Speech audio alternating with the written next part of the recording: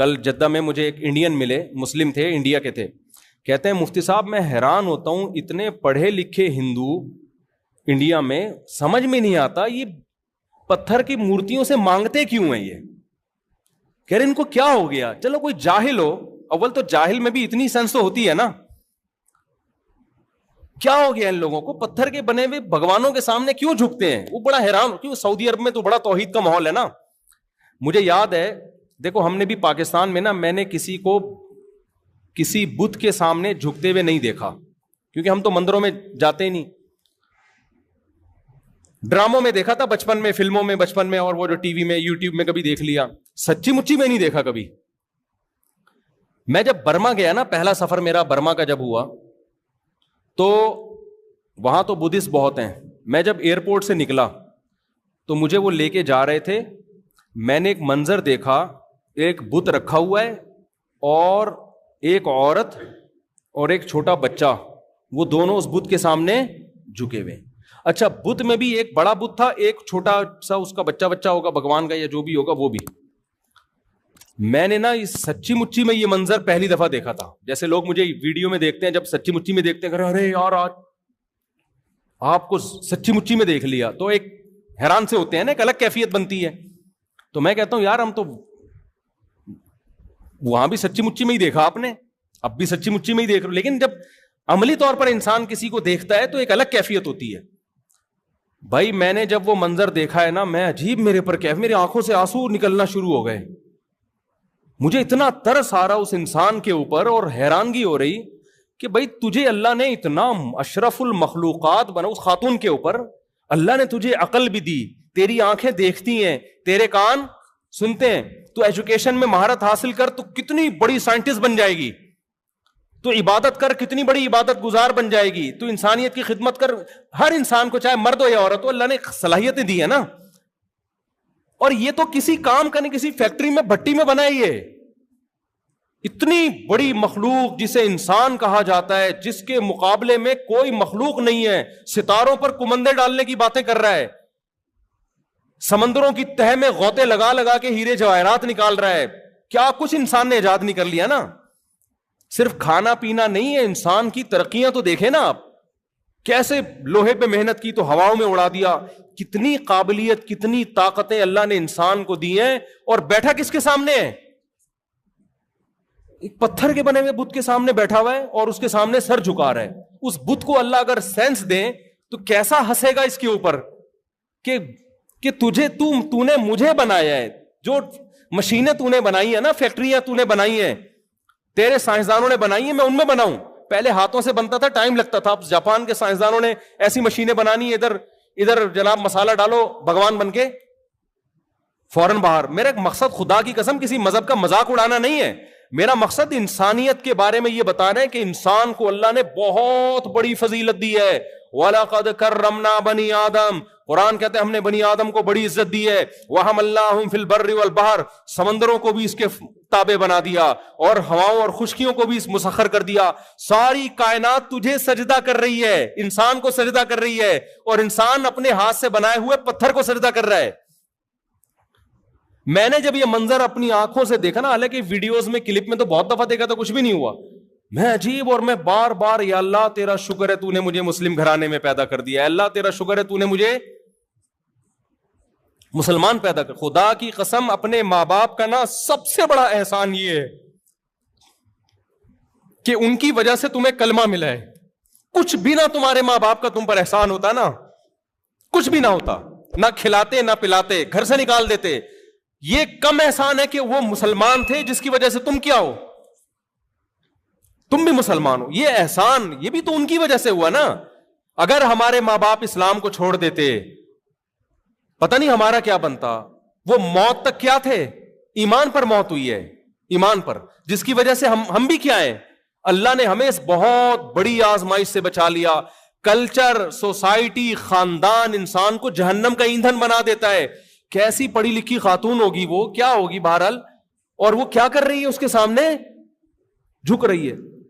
جب ہم قرآن میں وعیدیں پڑھتے ہیں, آج جو ہم نے آیتیں پڑھی ہیں نا قرآن میں, وَلَقَدْ ذَرَأْنَا لِجَهَنَّمَ كَثِيرًا مِنَ الْجِنِّ وَالْإِنسِ, اللہ کو بڑا غضب آتا ہے. دیکھو خدا احساس لیس ذات نہیں ہے، یہ ذہن میں رکھو. بہت سے لوگ خدا کو ایسے ڈیفائن کرتے ہیں کہ اس نے بنایا اور بنا کے بھول گیا. نا نا نا نا نا نا، ہم خدا کو سمجھیں گے، خدا کی صفات کو خدا ہی سے سمجھیں گے.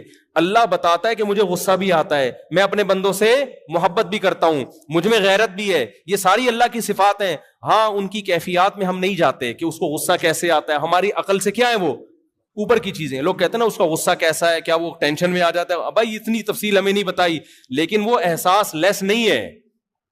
ہمیں قرآن و سنت سے پتہ چلتا ہے کہ جس خدا نے ہمیں بنایا ہے وہ اچھے کاموں کی وجہ سے اپنے بندوں سے محبت بھی کرتا ہے، وہ اپنے بندوں سے نفرت بھی کرتا ہے برائیوں کی وجہ سے، اس کو غضب بھی آتا ہے، وہ رحم بھی کرتا ہے. یہ ساری صفات ہیں اس کی. تو اللہ کو سب سے زیادہ غضب پتہ ہے کس وقت آتا ہے؟ جب کوئی زنا کرتا ہے، نا نا نا نا، اس پہ بھی آتا ہے بہت زیادہ. جب کوئی چوری کرتا ہے، نا نا نا نا، اس پہ بھی بہت آتا ہے، لیکن سب سے زیادہ نہیں آتا. جب کوئی ماں باپ کا دل دکھاتا ہے اس پہ بھی بہت غضب آتا ہے، سب سے زیادہ نہیں آتا. جب کوئی نماز چھوڑتا ہے یقیناً بہت غصہ آتا ہے، سب سے زیادہ نہیں آتا. جب کوئی قتل کرتا ہے بہت غصہ آتا ہے، سب سے زیادہ اس پہ غصہ نہیں آتا.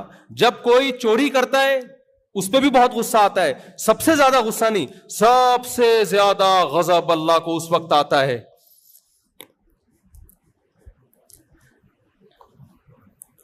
کہ جس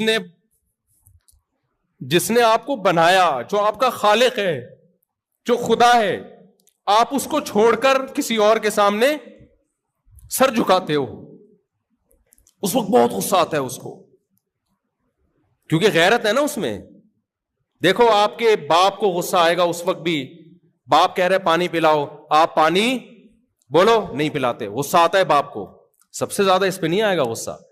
آپ کے باپ کو اس وقت بھی غصہ آتا ہے جب وہ کہتے ہیں میرے پاؤں دباؤ، آپ پاؤں نہیں دباتے. جب وہ کہتے ہیں یہ کام کرو، آپ یہ کام نہیں کرتے. لیکن اگر آپ اپنے باپ کو کہہ دو کہ آپ میرے باپ نہیں ہو، جبکہ آپ کو پتا ہے کہ یہ کون ہے، یقین ہے کہ میں پیدا اس سے ہوا ہوں، باپ کون ہے میرا، بولو یہ. لیکن آپ کہتے ہو باپ کو نام سے پکارنا شروع کر دو اور جو غیر ہے اس کو باپ کہنا شروع کر دو. یہ انتہا ہو جائے گی غصے کی.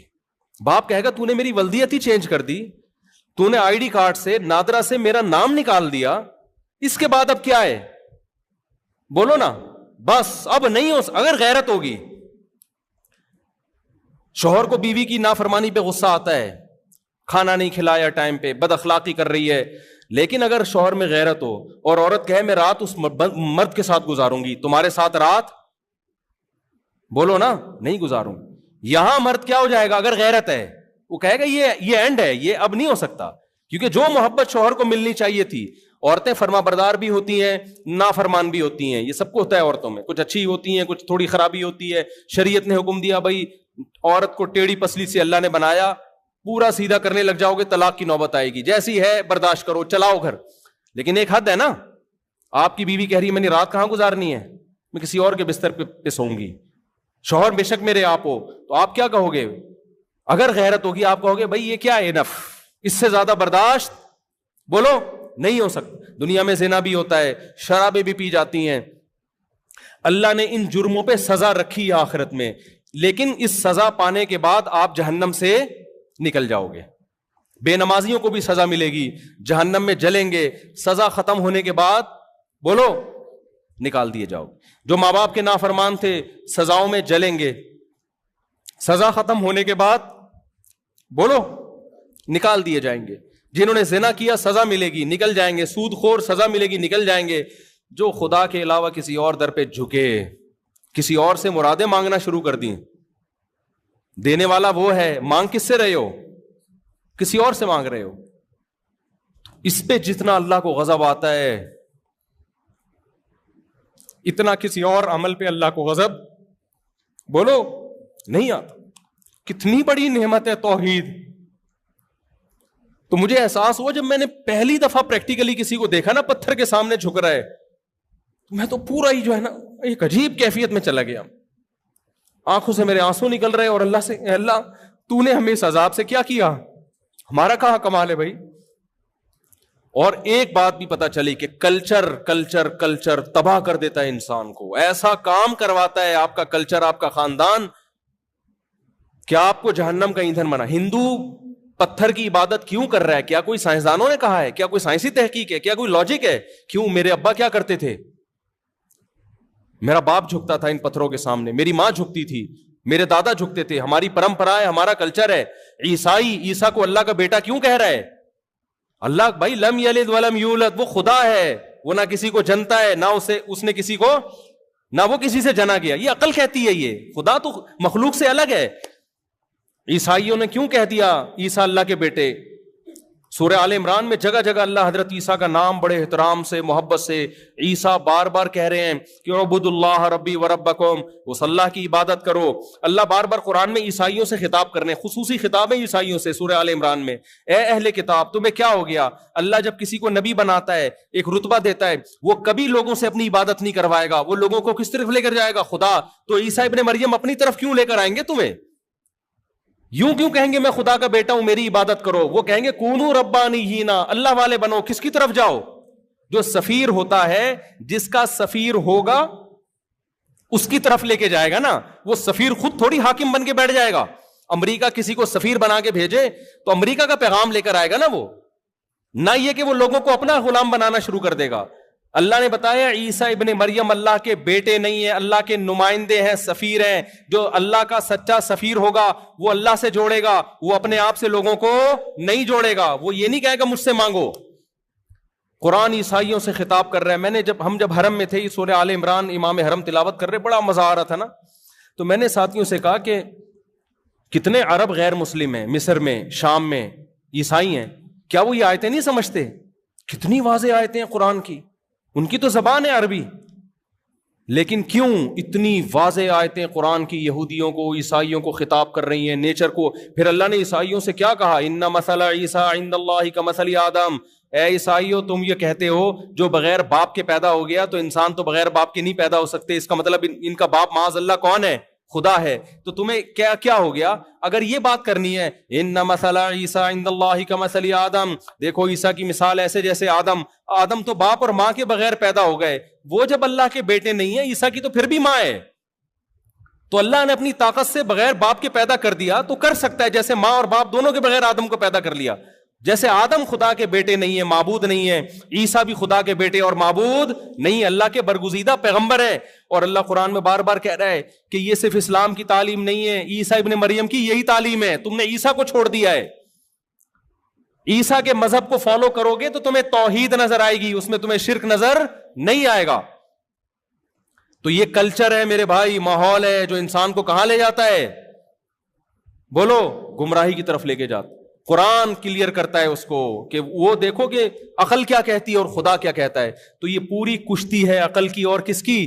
دل کی. دل کلچر کو فالو کرواتا ہے, ماں باپ کو فالو کرواتا ہے. عقل کہتی ہے نا نا نا نا نا, میرا باپ اگر پتھر کے بنے ہوئے بتوں کے سامنے جھکا تھا, میرے باپ سے مسٹیک ہوئی ہے, میں یہ مسٹیک بولو نہیں کروں. میرے باپ اگر مزاروں پہ جا کے بزرگوں سے دعائیں مانگتا تھا, میری ماں مانگتی تھی, میرے پیر مانگتے تھے, اس سے مسٹیک ہوئی ہے, میں بزرگوں کی قبروں پہ جا کے دعائیں نہیں مانگوں گا. حاجات پوری کرنے والا کون ہے؟ صرف اللہ ہے. اب تو مشرکین نبی کی قبر پہ جا کے معاذ اللہ نبی سے مانگ رہے ہوتے ہیں, ایسے ایسے الفاظ کہ مجھے وہاں مدینہ میں گیا, بھائی مفتی صاحب آپ نبی سے میرے لیے یہ دعا مانگیں. میں نے کہا یار جو توحید کے علمبردار پیغمبر ہیں, آپ حرم میں بیٹھ کے یہ باتیں کر رہے ہو. نبی سے تھوڑی دعا کس سے مانگی جائے گی؟ اللہ سے مانگی جائے گی. حاجت کون پوری؟ یہ تو جو قبر میں موجود ہیں نبی صلی اللہ علیہ وسلم, ان کی تعلیمات کو تم ان کی قبر پہ جا کے دھجیاں اڑا رہے ہیں, ان کی تعلیمات کی. کیسی عقل ہے, کیسی جہالت ہے. بس جو پیر صاحب, جو بزرگوں نے, جو جاہل بزرگ, ہم بزرگ لیس نہیں ہیں الحمدللہ کہ بزرگوں ہی کا انکار کرتے ہیں. بزرگوں کی بھی کتنی قسمیں ہیں؟ 2 قسمیں ہیں. کچھ توحید پرست ہوتے ہیں, کچھ مشرک اور بدعتی ہوتے ہیں. تو عقل سے کام لو میرے بھائی. تو یہ جو عقل اللہ نے انسان کو دی نا, عقل اور دل, تو اللہ کو اس مخلوق سے سب سے زیادہ پیار ہے. کیونکہ اب یہ نیک کام کرے گا تو یہ ایسے نہیں کر لے گا جیسے فرشتے کرتے ہیں. فرشتوں کے پاس برائی کا آپشن نہیں ہے, اس کے پاس آپشن ہے. ہندوؤں میں کتنی لڑکیاں ایسی ہیں 17-18 سال کی جو اسلام قبول کر چکی ہیں.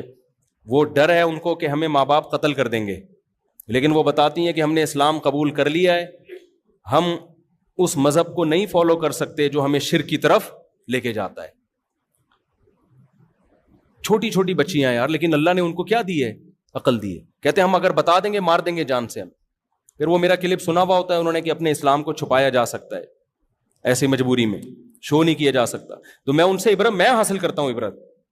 ایک تو لڑکی میں کانفیڈنس کم ہوتا ہے, پھر عمر دیکھو. تو میں اپنے بارے میں ڈرتا ہوں کہ انہوں نے ماحول سے اتنی مخالفت کی, کلچر کے اثر کو قبول نہیں کیا. ہم تو پیدا ہی مسلمانوں میں ہوئے ہیں بھائی, ہمیں تو ماں باپ سے موٹیویشن ملی, ہمیں تو ماں باپ نے نماز سکھائی. ہم سے تو ان سے زیادہ بڑا سوال ہوگا اگر ہم نماز چھوڑیں گے, اگر ہم توحید کا راستہ چھوڑیں گے, اگر ہم اللہ کی اطاعت فرمانبرداری چھوڑیں گے, ہمیں دگنا عذاب ہو سکتا ہے.